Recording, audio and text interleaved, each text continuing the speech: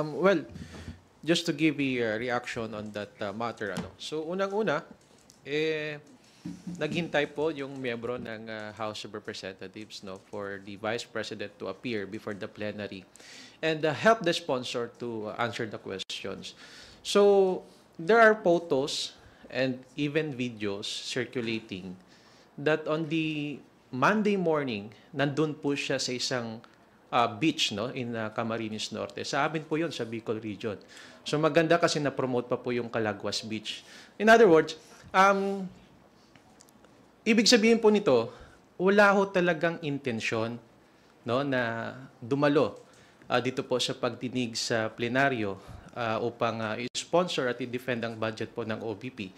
Sapagkat kung meron po siyang intensyon, dapat Sunday man lang nandito na po siya sa Manila. O kaya naman, nakipag-communicate po siya sa office ni Congressman Adjong para magkaroon po ng briefing at i-prepare man lang at mapaghandaan po ng budget sponsor ang mga katanungan ni tatanong po sa OVP. So, pangalawa, consistent naman po yung Vice President natin. In fairness to her, consistent in the sense na hindi po siya dumalo nung Committee on Appropriations Budget hearing, pati po dito sa plenary, hindi rin po dumalo. So kung ganyan po, it shows that she's not interested with her duties and functions as the Vice President of the Philippines. So kung ganyan po yung lumalabas, probably we can ask her to step down as the Vice President. Kasi nakikita natin hindi naman po siya dumadalo sa mga pandinig dito po sa Kongreso. So ano po ibig sabihin nito? Hindi na po siya interesado at mas pinili niya pa po bumunta sa isang beach resort kaysa dumalo po dito sa pagdinig sa kanya pong budget. So I guess it's the Filipino people. It's up to them, no, to judge the Vice President. Yun na lang po siguro ang mga reaction ko po dyan. You're asking her to resign. Kung hindi na po siya interesado sa kanya pong duties and functions as the Vice President, we can ask the Vice President to step down. Thank you. Let us acknowledge Rosalie Cos from UNTV. Good morning po, Kongs. I'm not sure if you have read the letter of VP Duterte addressed to Kong Sia. It's dated September 11, and then she said, the Vice President said, as communicated to the Speaker of the House of Representatives and the Chair of the Committee on Appropriations, the OVP has duly submitted all the required documents to the committee pertaining to its budget request for the upcoming year. Furthermore, a comprehensive overview of our proposals was presented during my presentation on 27 August 2024. In consideration of the foregoing, the OVP leaves the deliberation of our budget proposal in the plenary entirely to the pleasure of the House of Representatives. So long before the plenary deliberations, may sulat na po si OVP. Why do you find it not acceptable? Well, it's basic. Yes, it's up to the sound discretion of Congress. Yun naman talaga yun Kaso lang, pagdating sa budget deliberations, yung mga departments at agencies concerned, dumadating. Kasi pagdating ng mga katanungan sa sponsor at wala yung representative ng ahensya na yon, paano may sasagot? Paano magkakaroon ng kaliwanagan? Huwag po natin kakalimutan ang pinag-uusapan po natin dito, pera ng taong bayan to, hindi to pera ng iisang tao, ng isang pribadong individual. These are funds, these are public funds that have to be properly explained, have to be properly determined how they were used and how they are planned to be utilized for the succeeding year. That's why the agency heads and the agency representatives or the departments have to be present during plenary debates. So, given that she has a letter, that's true. Yes, it's up to the sound discretion of the House. However, we cannot take away that there is a process in determining the budget. I think if we take note po, the contents of the letter just is a reiteration of the answer that they have interposed even for the pre-budget deliberations. So kumbaga po, inuulit niya lang po na she's leaving it to the House to decide on the fate of her budget. However, it does not say that she will not participate with our processes. It does not say that she will not attend. It does not say that she will send an authorized representative. So I don't think the September 11 letter would be any indication of what transpired yesterday. So I don't think we could have been prepared po. No? But with that said, as mentioned earlier, we, the House collectively will be extending maximum leniency, and we're hoping for the best po that at least the bare minimum would be complied with, that we may proceed with the budget. Yun lang po. Alright, mag-follow up lang po ako. Yun pong non-appearance ng Vice President po before the House of Representatives plenary deliberations, how does this affect the whole budget proceedings po? Will, yung pong assumptions na magkakaroon ng re-enacted budget, may ganun bang usapan? Wala. Or nadidelay ba yun pong budget proceedings dahil lang po sabi nyo nga po, it's very unusual for a head of a government agency not to appear before the budget deliberation. So, gaano nito naapektuhan po yun pong mahalagang proseso na ito dito sa Kamara? I think everybody will have their opinion in this. I think it affects everybody. Number one, like what I told you, as a matter of operationalizing the budget process, kita nyo naman, nagsisiksikan po lahat ng mga departments at agencies ngayon para maipasok natin lahat ng kanilang mga budget presentations for Tuesday, Wednesday. Actually, this started since last week.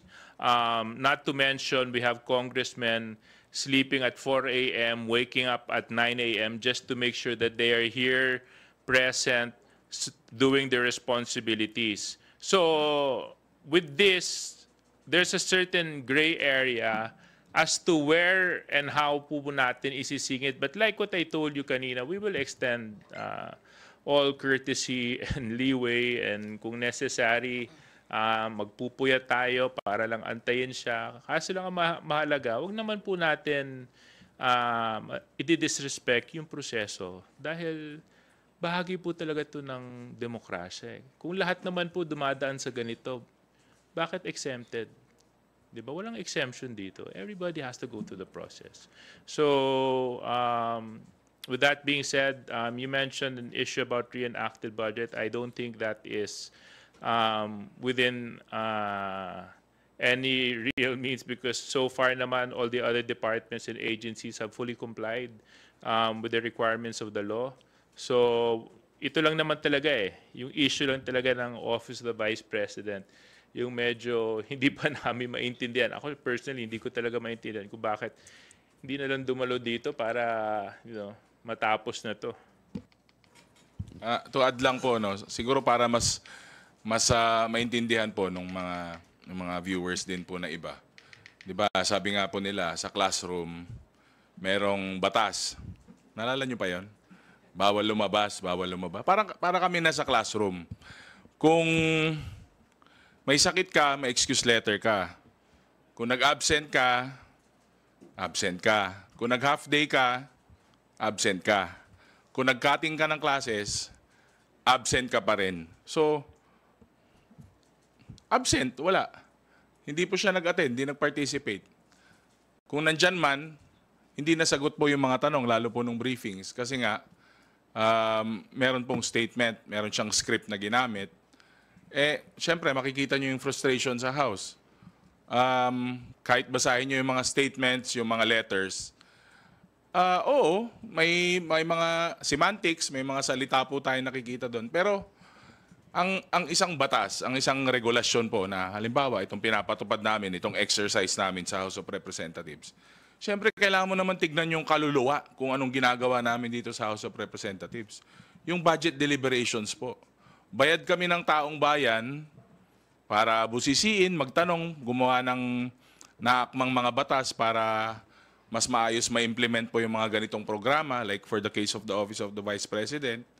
Pero may trabaho po sila, may obligasyon sila dito at bayad sila ng taong bayan para dumating po dito at sagutin yung mga tanong na para po mas maging efficient po yung proposal nila for the next year. So, ganun lang po kasimple. Dagdag ko lang po, well, of course, definitely, naapektuhan po yung budget process. It causes delay, And of course, I would like to emphasize that we cannot sacrifice the entirety, the national budget, no, because of one agency. We have to remember that we keep on mentioning this. Ito pong General Appropriations Act is the most important piece of legislation every year because we are talking about the national budget. We are talking about the programs to be funded, especially yung mga social services program, ayuda, programa sa mga mangingisda, sa atin pong members of the agricultural sector. So in other words, kung ito po ay mai-delay at hindi po ay maipasa sa tamang oras, the negative impact is that we will have a reenacted budget. And when we speak of reenacted budget, kung ano yung budget this present year, that will be the budget for next year. So affected yung mga programa na kailangan taasan yung pondo, mga programa na dapat kailangan na busisiin. So that is the essence on why it is very important ito pong budget process. So if meron pong isang ahensya ng gobyerno na makaka-apekto po, definitely we will not allow that because masasacrifice po yung the entirety of the budget of the Republic of the Philippines. So as much as possible, we are doing our jobs here as Vice Chairperson po ng Committee on Appropriations. Gusto namin planchado lahat ng budget ng kada ahensya ng gobyerno. Pero kung meron pong mga ganito na ahensya ng gobyerno, well, definitely, hindi po kami papaapekto.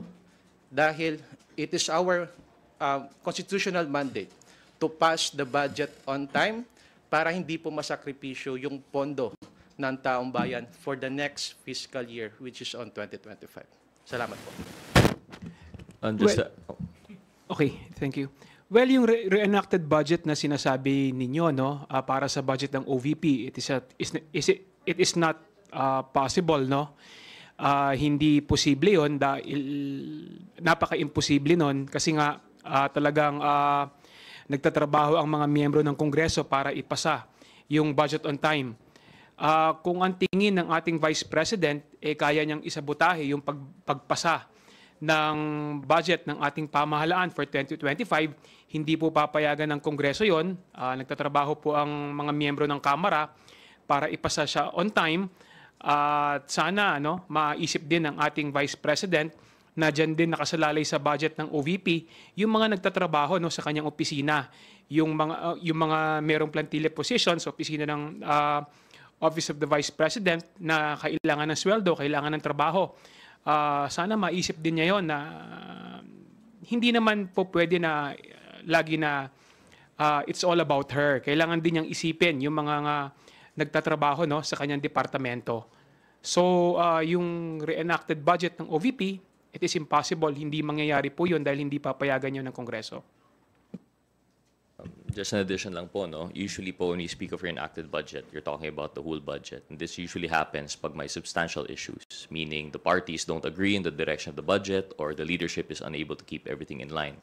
In this case po, I think procedural lang naman po ito. It's just a procedural issue. The budget process of Congress is slowing down to accommodate the certain personalities to appear, to be heard, to be fair, to be lenient. And I think the leniency afforded on this procedural issue will have its limit. And we will not sacrifice the budget for the sake of this, procedural lapse. The substantive must reign, and still we will pass this budget. It's just that what we're trying to say here is that the budget will wait for no man.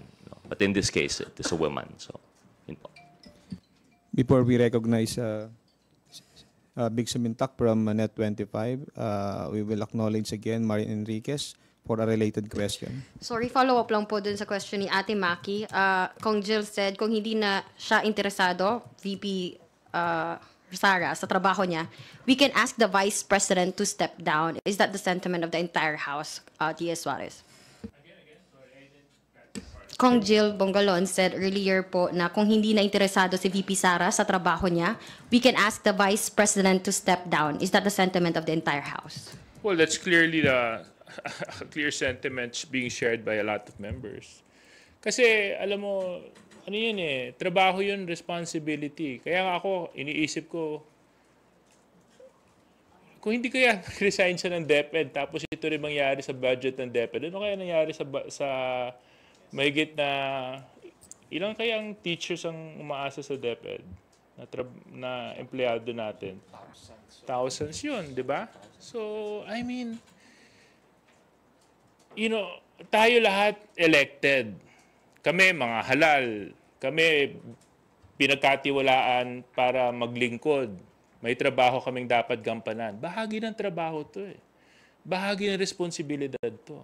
So bahagi talaga to na as head of agency, as head of department, you have to go through the process. And this is just bigger. This is not even about her. This is about the office of the vice president, the second highest position of the land.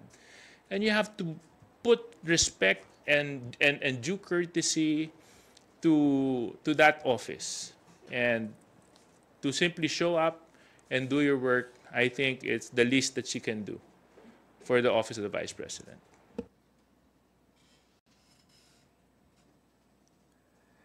Thank you. Big Samintak from Net25, please proceed with your questions.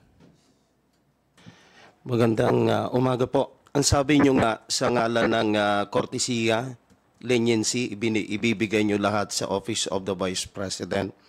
Naghintay kayo kahapon, maghihintay kayo ngayon, bukas, siguro hanggat magpakailanman. So, ang sabi nga ni Congressman Kunghon, kaya sabi ko, hiramin ko si Tita Mili. First time na nangyari ito. So my question is, dahil ito ay magiging first time, at kung hindi talaga siya dumating, magkakaroon ba kayo ng clear policy ngayon sa budget deliberation ng isang head ng agency na hindi darating para malinaw kung anong gagawin ng Kongreso? Well, definitely hindi kami mag-aantay ng magpakailanman.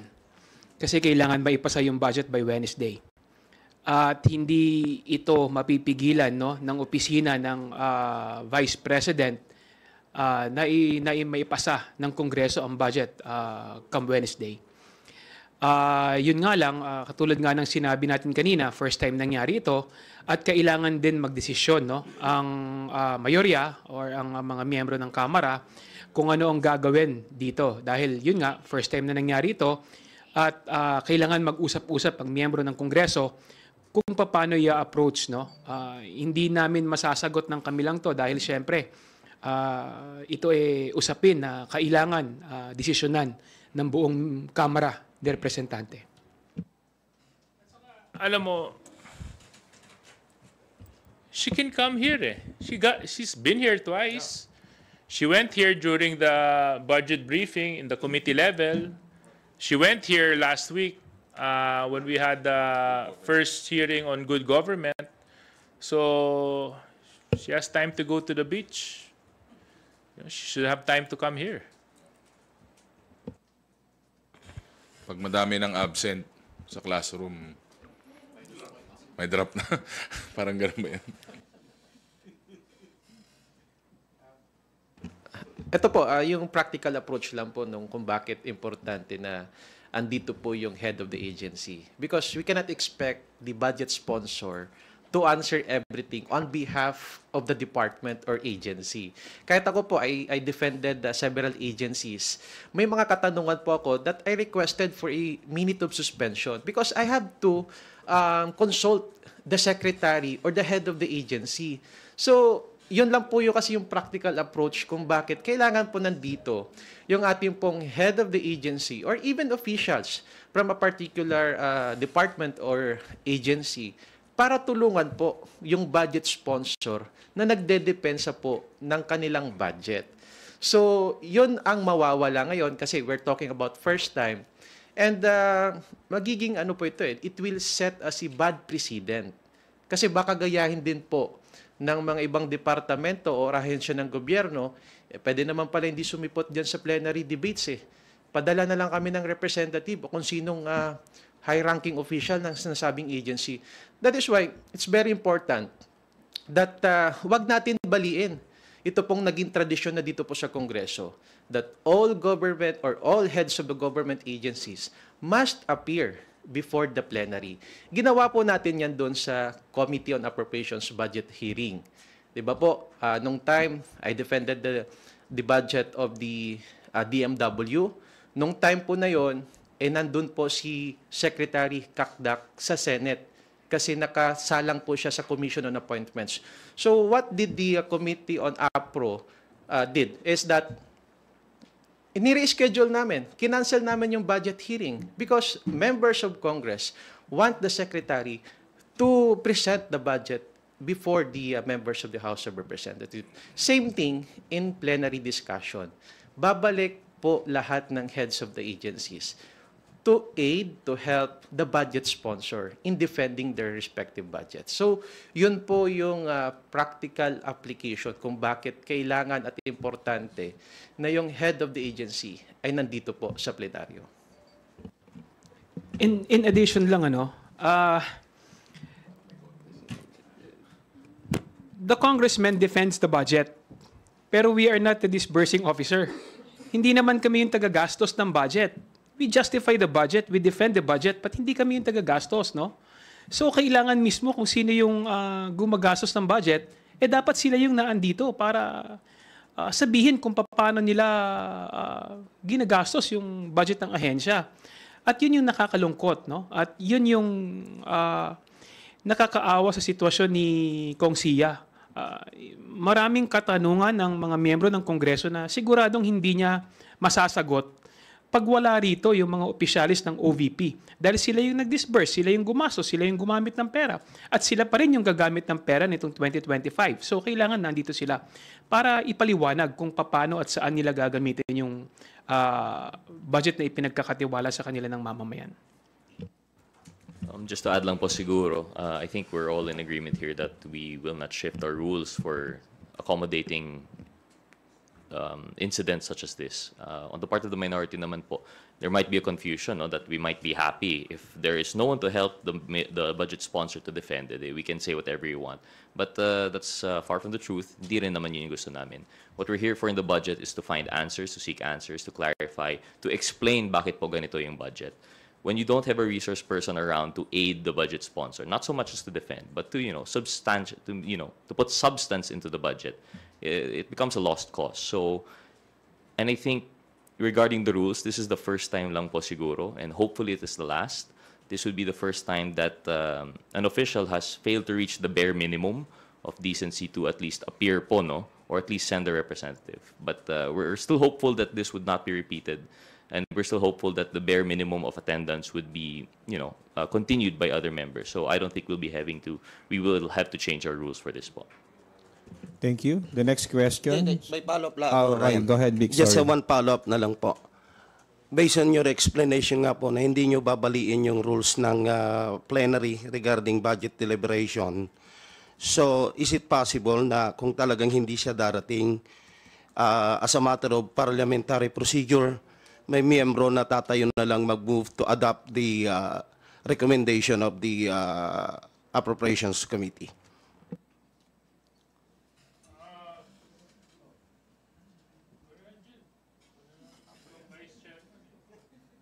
Again, I guess we will cross the bridge when we get there. Kasi like for today, we're still waiting for the officials from the Office of the Vice President to appear. So malay nyo, magkaroon po ng himala. Mamayang hapon dumating. Di at least hindi mangyayari yung nabanggit po ninyo, sir, no? So, but then again, it's up to the members of the plenary. Hindi naman natin control kung ano pong decision po, lalong-lalo na sa members of the minority, wherein ang dami po nilang questions dun po sa budget ng OVP. So, let's wait and see kung ano po yung magiging takbo nitong diskusyon sa budget po ng OVP. Thank you, Vic. The next question comes from Lenesca Panti of GMA Online. Ay, good morning po, Lenesca. And sir, good morning po. Given the absence of the Vice President as of the moment, would you say that the House Appropriations Panel's recommended 733 million budget for OVP is a justified one and the 2 billion is unjustified? That's my question po. You can't answer that question whether justified or not because we haven't even tackled it on the floor. And the reason why we can't tackle it on the floor is because she's absent. She's not here. You know what? Anything can happen during plenary debates. It has happened many times. May iba nagre-recommend ng dagdag budget, dagdagan. Kung nakikita naman nila na maganda at maayos, di ba? May pa nga nagre-recommend na kung pwede, doblehin pa. So sa akin, di ba, until such time that she is here, then we will know and find out from the members of Congress what our position is with regards to the recommendations on the Committee on Appropriations. Thank you. Are you done with your question, Janesca? Okay. Next question from Red Mendoza of Manila Times. Hi po, good morning po. First question po. Kong Jill, yung sinabi niyo po na you're not necessarily pushing, pero you're necessarily parang pushing na rin for the Vice President to resign. Of course, she's voted by 32 million people. She's voted by more people than the President. And meron din siyang cadre of bloggers and supporters na pwedeng kalkalin ang buhay ninyong mga congressman. Kinakalkal na nga yung buhay ng mga quadcom eh. So ano pong ma-expect niyo po dito? Kasi you're basically treading on a landmine here. Kasi the Vice President has so many supporters. Trabaho lang po, walang personalan. Next question na lang po and my last question. Sinabi po ng isang columnist namin, si Manu Tequia, na you're being compared to an mafia. You're being compared to a mafia code of honor. Yung rules and yung mga pag-open ng budget, presentation and all. And I quote her, Omerta, the mafia's code of honor is embraced by the very institution elected by the voters to stand for their interests. And the rules are bent to suit their ends. Truly, he who has gold rules is the only rule honored in this chamber. What's your comment on that po, na parang you're acting like daw po a mafia?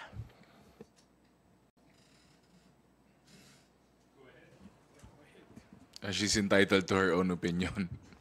Bahala siya. As Kong Jill said, we're just working with the rules here. We're nagtatrabaho lang po kami. I appreciate the questions, Red, no, but they seem to be politically charged. So I think we'll just leave our work to speak for itself po siguro. Ako, nabanggit mo yung 32 million, siguro ang isang opinion ko na lang doon. Respetuhin niya yung nagtiwala sa kanya para may luklok siya sa pwesto. At gampanan niya yung trabaho bilang vice-presidente. Thank you. And with regards to the landmine that you mentioned, yeah, it's been happening for the past 8 months, so it's nothing new. Thank you. Kenneth Basilio from Business World. Hello, magandang umaga po. So help us understand na lang po, no? State economic managers said they formulated the national budget with the Philippine Development Plan 2023-2028 in mind. So just to contextualize, the PDP places focus on promoting human social development, agriculture modernization, and domestic industry revitalization, among others. A review of the proposed budget shows that allocations to the agriculture, health, and social welfare departments were slashed, with the MSME Development Fund only at 2.3 billion. This is to support the 1.1 million micro, small, and medium enterprises that we have right now po. And the agriculture budget allocations stagnated po kasi when compared to the total economy po. Why does it seem na parang may disconnect between the Philippine Development Plan and the formulated proposed national budget po? And what could Congress do to ensure the budget adheres to the said plan po? Well, definitely, the budget is there to support the objectives and goals of the Marcos administration. With regards to appropriation of funds, ang dami kasing factors ang dapat natin i-consider, such as utilization, efficiency, such as continuing funds that have to be put into consideration. So, but given the performance of the Marcos administration to date in addressing inflation, we've been very good. Inflation numbers are going down. When it comes to improving the lives of Filipinos, I think Filipinos are more positive with regards to their output when it comes to their state and their state of life. Kung titignan po natin yung continuous social amelioration programs na ini-implement across the nation, that is unprecedented. It has never been done, and it's only being done by the Marcos administration. So with respect to the goals of the Philippines under the Philippine Development Plan, I think we are still very much on track with regards to the budget and the finances and the funds that are required to meet those goals with regards to agriculture, infrastructure, and social development.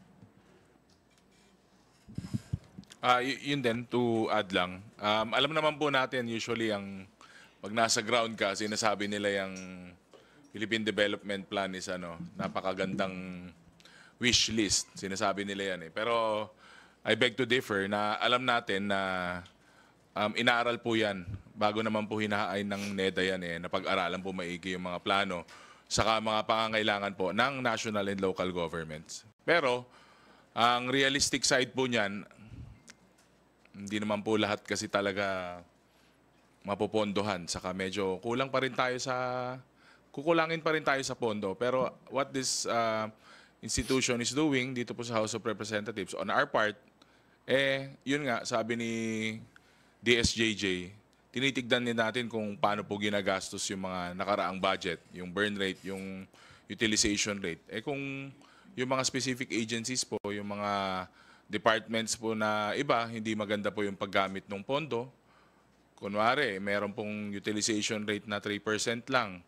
Bakit ganun po? So, siguro, hindi po karapat-dapat na mabigyan pa ng prioritization yung mga sectors na yun. So, it's really a tight balancing act. Pero syempre, wala naman pong sino mang leader o sino mang head ng ahensya na hindi po gustong mapondohan lahat ng priority na programs niya. Just in addition lang po siguro in relation to the question, I think the government is still committed to following these development goals, if ever.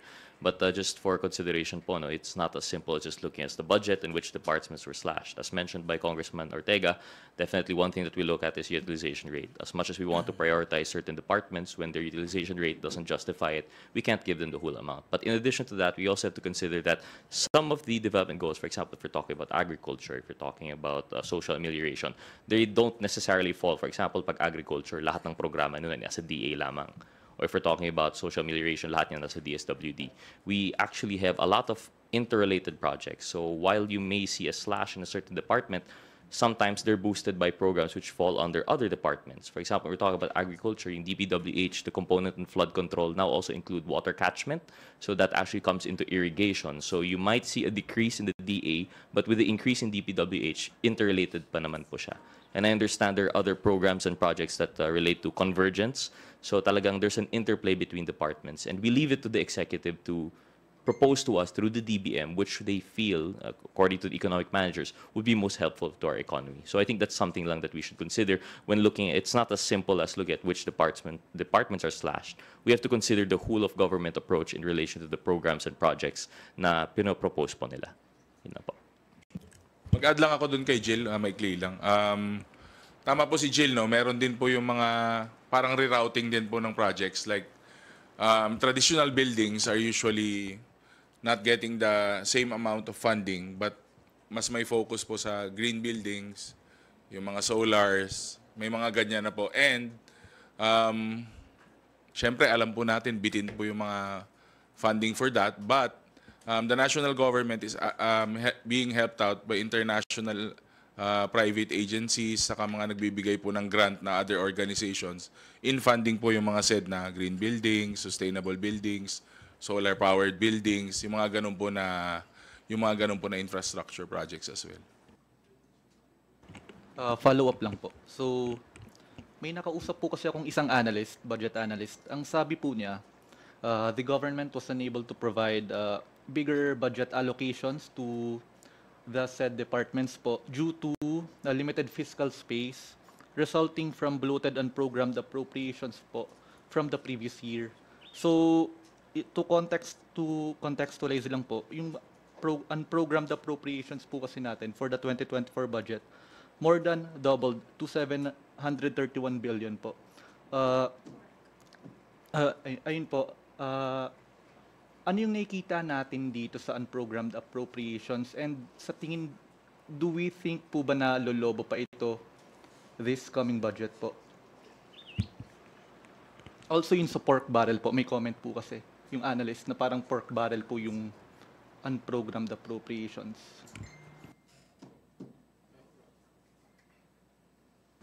Well, the concept of unprogrammed appropriations is that it is valid under in every year's budget. Kung halimbawa may ipinasa pong batas, no, na kailangan pong pondo, yun po doon sa unprogrammed appropriations kukunin.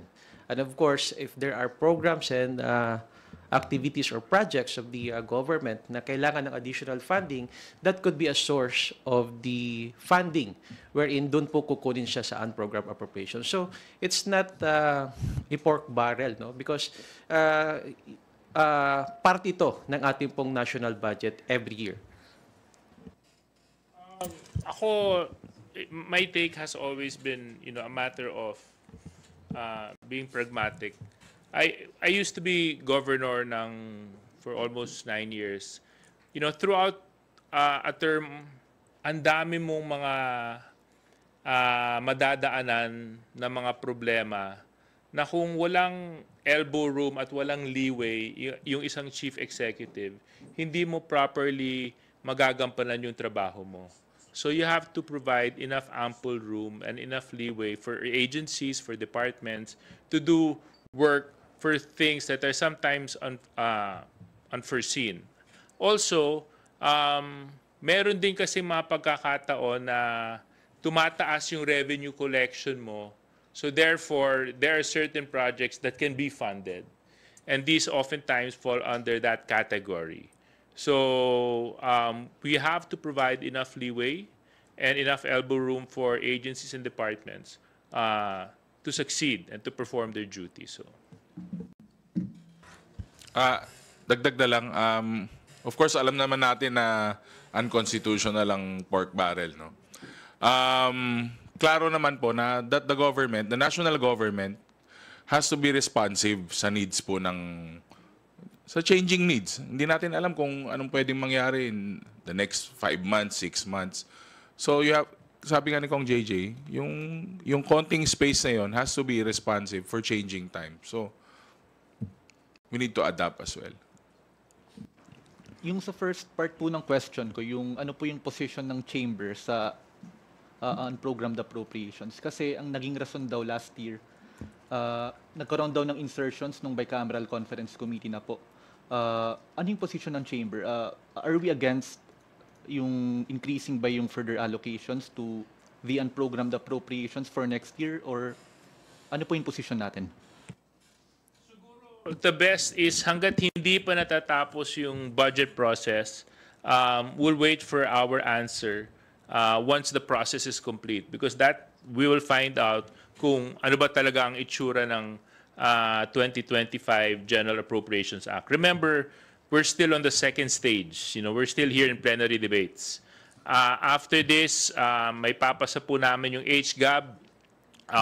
The Senate will be coming up with their own analysis, with their own process. And after the Senate approves their version, we will have to meet as a bicameral conference committee and then propose the 2025 General Appropriations Act. And then after that, it will have to go through the President. And of course, we know that the President has veto power over certain items in the budget. So it's still so early in the game to come up with an opinion on a statement on something that it's not even there. So until it's final and until it's actually real already, I will hold my opinion still then. No?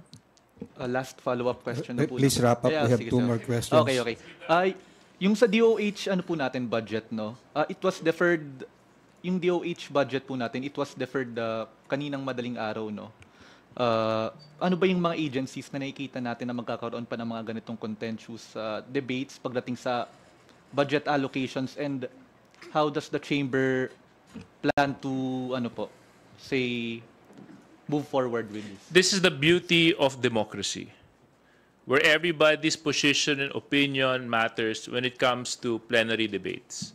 Where congressmen, if they feel that their answers are not properly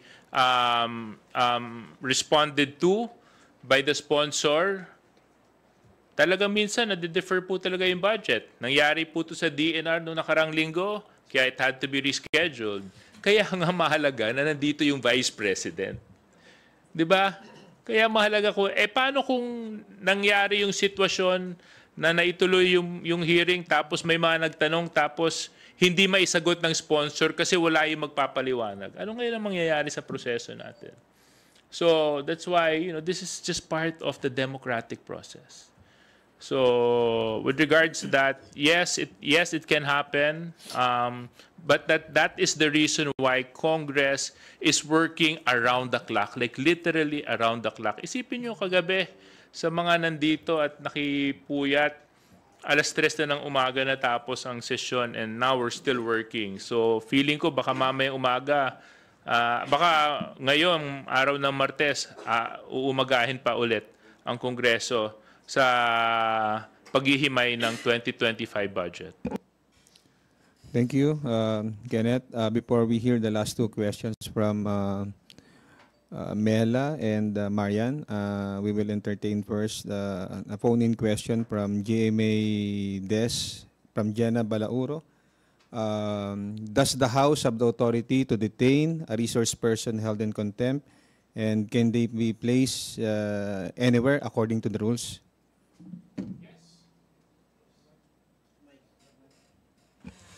Yes. Yes, the House can. Yes, the House has authority.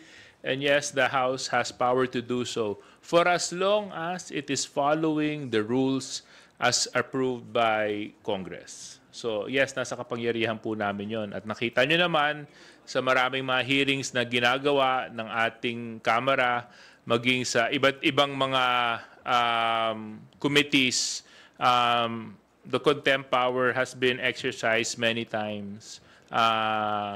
But for as long as we follow the requirements of the law. Thank you. Melalis Moras from PTV4. You're recognized. Hi, good noon po mga Kongs. Hingin ko lang po yung reaksyon nyo. Nagkaroon po ng bagong survey na inilabas ang Tangere Survey about sa satisfaction and trust ratings ng top government officials. Si President Marcos ay tumaas ng yung satisfaction na ng 46.4% at yung trust ratings na tumaas din ng 58.8% na. Si Vice President Sara Duterte bumaba po 48.7% yung satisfaction rating, and yung trust rating 56.8%. Si Speaker Romualdez, tumaas din yung survey, yung satisfaction and trust ratings ng sa 46.3% at 56.4%. Maging yung survey yung ratings ni Senate President Francis Escudero at Chief Justice Alexander Gesmundo, tumaas din po. Ano pong masasabi nyo rito?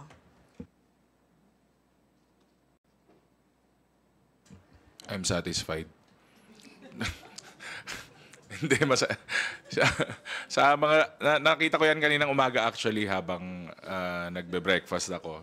Very much welcome po. Kasi ang mga ganyang surveys naman po ay tools lang po kung paano mo i-improve yung the way you work, the way you do public service nung ginagawa natin. So, ako, personal reaction ko, dapat i-welcome talaga kung ano man yung mga resulta na yan at gamitin as parang grading system. Parang sa classroom, meron kang grade. Diba? O, kung delikado ka sa grado mo ngayon, kailangan mag-improve ka sa mga susunod na buwan. Thank you. Well, from my point of view, I think it only means one thing. Performance will always beat politics. So the more that you work, the more that you do your work, the harder that you work, and the better that you perform your duties, the Filipino people will recognize this, and the Filipino people will respond to this positively.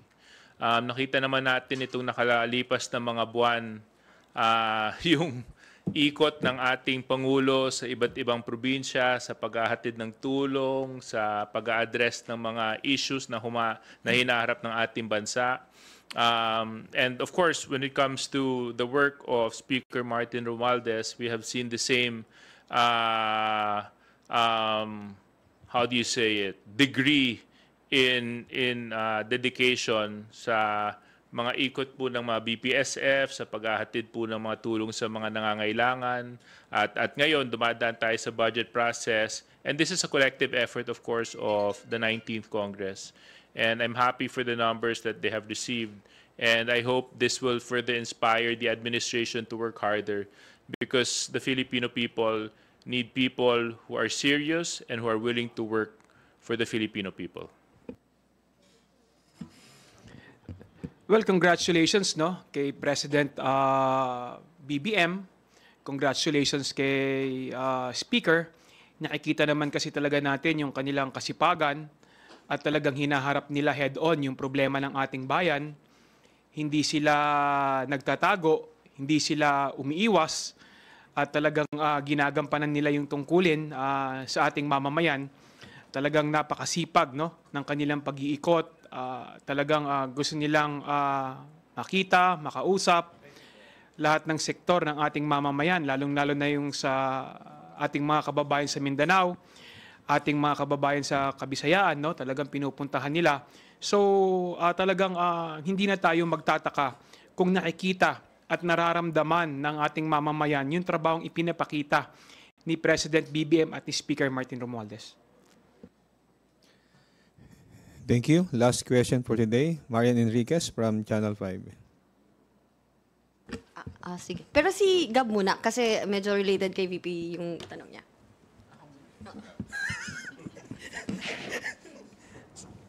DSJJ, kanina kasi nabanggit nyo na parang nini-imagine nyo kung ano mangyayari kung hindi rin pupunta si VP Sara at DepEd Secretary pa siya.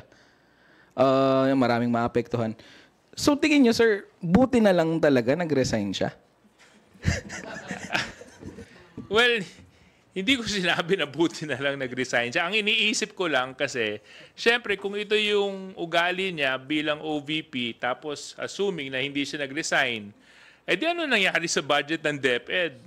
1 milyon na teachers yata ang umaasa sa DepEd budget. At saka hindi lang yung mga teachers, yung mga bata, yung mga paaralan, yung mga magulang na umaasa sa maayos na edukasyon, di ba? So, I mean, that was the point that I was trying to make, because at that time she was holding 2 positions and very important. So, sana ito naman ay posisyon na ipinagkatiwala sa kanya. Posisyon na binanggit mo nga kanina, 32 million ang nagluklok sa kanya doon. Di sana yun ang magsilbing tuntungan niya para gawin yung trabaho, di ba? Humarap, magpaliwanag, pumunta dito, at kung hindi siya natutuwa, di marami pa namang paraan, di ba? This is just, part of the democratic process that everybody has to go through. Now, sometimes the process is difficult, sometimes the process is uncomfortable, but ganun po talaga yun di ba? Hindi naman natin maiiwasan yun dahil lahat tayo ay halal na opisyal ng ating bayan. Buti na lang at si Secretary Angara na yung Secretary ng Department of Education, dahil nakita naman talaga natin yung pagbulusok pababa, yung kalidad ng edukasyon, lalong-lalo na yung ang may hawak pa ng Department of Education, si VP Sara pa. Nakita naman natin yung pagbaba ng kalidad ng edukasyon nung siya pa yung namumuno sa Department of Education. So buti na lang at si Secretary Angara na yung namumuno sa DepEd ngayong panahon na ito. To add lang, this is nothing personal para sa pagkakaintindi po ng taong bayan. This is not even a question on for her as a secretary, as the vice president. For me, ang totality po lahat nito, this is a question of leadership. Can you lead the department? Can you lead your office? Kaya mo bang i-lead?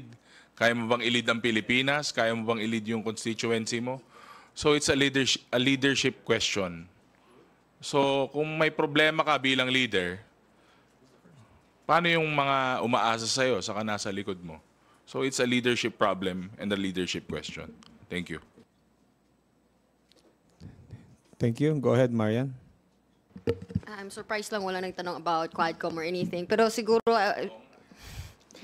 ask ko lang po sana if you wanna comment on this po si Attorney Melvin Matibag. Nag-file po ng disbarment case against Attorney Harry Roque sa Supreme Court. Noted yung social media post ni Roque on the Pulveron issue among others involving President Marcos. Your comment po.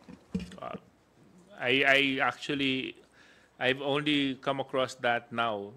Kailan siya nag-file? Well, I hope even if sinong nag-file? Melvin Matibag? Yeah, I hope even if Melvin Matibag has filed the same, it's still not enough. It still doesn't give reason for Attorney Harry Roque not to present himself in the next Quadcom hearing, which is scheduled on Friday. So we hope na makadalo siya dahil marami tayong kailangan maitanong sa kanya. Gusto ko pong i-congratulate yung efforts ng PAOK TF noong nakarang linggo dahil habang nagka-Quadcom hearing po tayo, nahuli po nila si Tony Yang, yung kapatid po ni Michael Yang. So isa po siyang vital person of interest pagdating sa criminal underworld syndicate sa ilalim ng POGO. So with regards to that, I have no opinion because of course that is the position of Attorney Matibag. But what I'm hopeful for is Attorney Harry Roque presents himself in the next Quadcom hearing on Friday.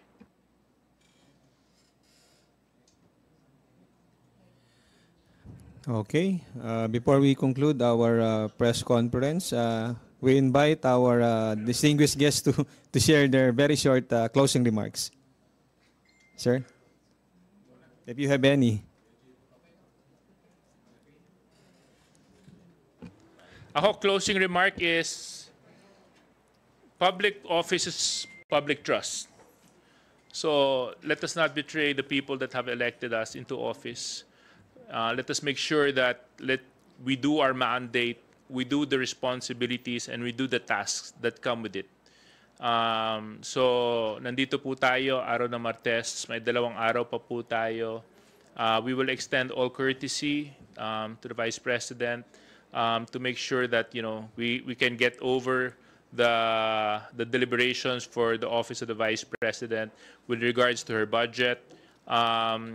And with regards to other issues and topics, I would like to thank the media for always being there, for covering the activities of the House. The next few days, marami din pong mga committees ang magtatrabaho. Kung di po ako nagkakamali, nakaschedule po yung Good Government bukas. Tapos meron din po tayong Quadcom sa Friday. So kung paano niyo po kami sinamahan ngayon, sana ganoon din po yung suporta na yung papakita po ninyo sa madarating na araw. Maraming salamat po. Thank you. Thank you rin po sa mga kaibigan natin sa media at huwag po natin kakalimutan samahan ang pambansang barkada, ang Young Guns on the Move, 5:15 p.m. to 6 o'clock sa PTV4 at papasyalan po namin ang very historic city of Manila. Thank you.